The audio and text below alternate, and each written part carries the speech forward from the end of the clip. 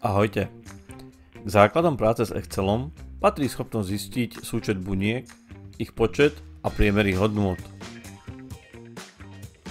Dnes sa pozrieme nielen na tieto základné funkcie, ale aj ich rozšírené verzie s podmienkami.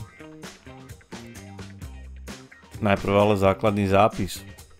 Pre tieto matematické funkcie musíme vždy určiť rozsah, ktorý vypočítajú. Rozsah môžeme zadať ako celý stĺpec, rozsah buniek, alebo napríklad výber buniek.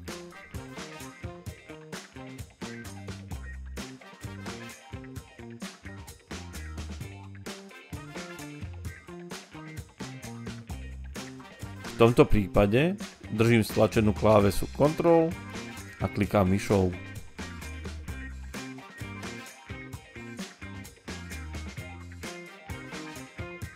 Teraz v funkcii average zadáme celý rozsah.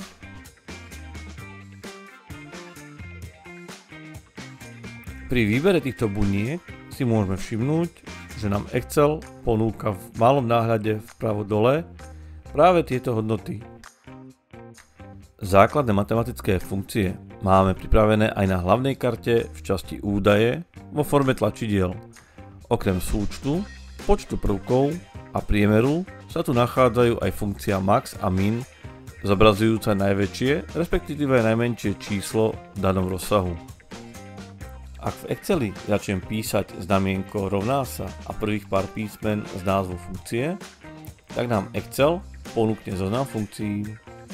Ja sa v ňom potom môžem pohybovať pomocou šípiek hore a dole. Vybranú funkciu potvrdím klávesou tabulátor. Excel funkciu dopíše a doplní zátvorku. Všimnite si, že pre každú funkciu Excel píše a zvýrazňuje informáciu o tom, v ktorej časti funkcie sa nachádzame. Funkcia SUMIF má dve povinné časti a jednu voliteľnú, naznačenú v hranatých zátvorkách.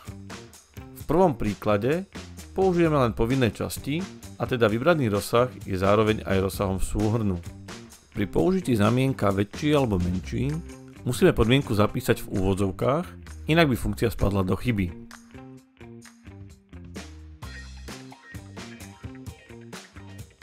V druhom prípade je rozsah podmienok v stĺpci A, ale súhrn chceme zo stĺpca C na základe podmienky. Preto využijeme aj časť funkcie rozsah súhrnu. Pre každú funkciu s podmienkou zobrazím aj bunky, ktoré boli podmienkami vybraté. V prípade potreby si môžete video zastaviť a rozsah preštudovať. Pre funkcie s podmienkami vždy najprv určíme rozsah, v ktorom zistujeme súčet, počet prvkov, prípadne ich priemer. Potom zadávame rozsahy a podmienky k nim určené. Excel vždy napovie, ktorú časť práve vyplňame. Podmienka môže byť, ako v našom prípade, porovnanie čísel s znamienkami väčší a menší, porovnanie textu alebo iné porovnanie obsahu buniek. Funkcie s viacerými podmienkami.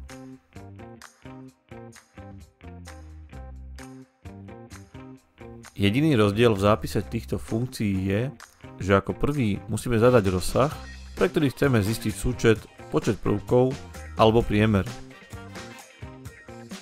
Potom už zadávame rozsahy a jednotlivé podmienky pre každý z nich.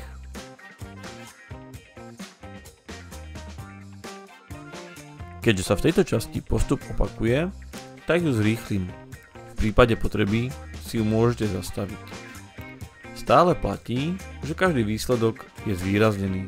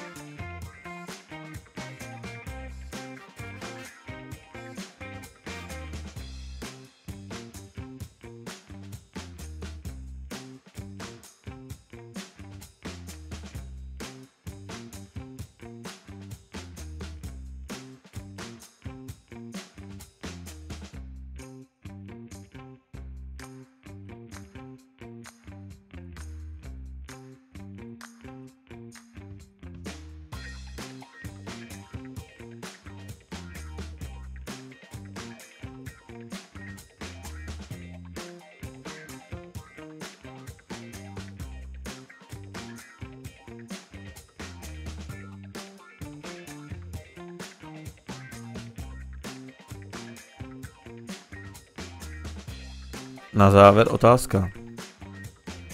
Čo by ste museli spraviť, aby ste zistili, ktorých 5 položiek sa týkajú posledné 2 funkcie?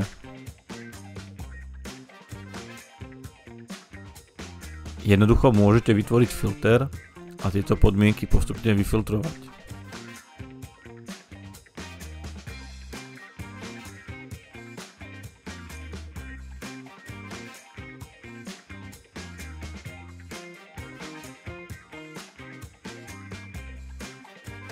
Ďakujem.